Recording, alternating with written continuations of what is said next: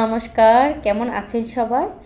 আমার ছোট্ট একটা ভিডিওতে সবাইকে স্বাগত। আমি আজকে চলে এসেছি শেকড়নগর মন্দিরে। এই মন্দির অনেকটা পুরনো, প্রায় 550 বছরের মতো পুরনো। গেট থেকে মন্দিরটা একটু ভিতরেই, আপনারা দেখতেই পারছেন।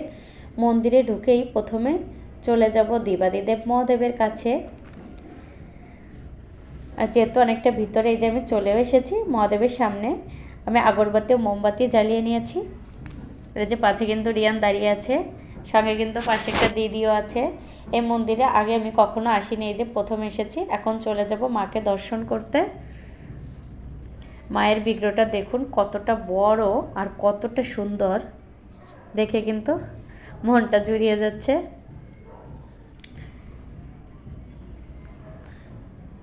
এখন মায়ের সামনে আমি প্রণাম করে নেব। মা যেন সকলের মনস্কামনা পূরণ করে, এই প্রার্থনা করি, আর সকলকে সুস্থ ও ভালো রাখে। এরপরে চলে যাব, এর পাশে কিন্তু আরেকটা মন্দির আছে, আর এখানে অনেকটা এরিয়া নিয়ে এই মন্দিরটা তৈরি হয়েছে।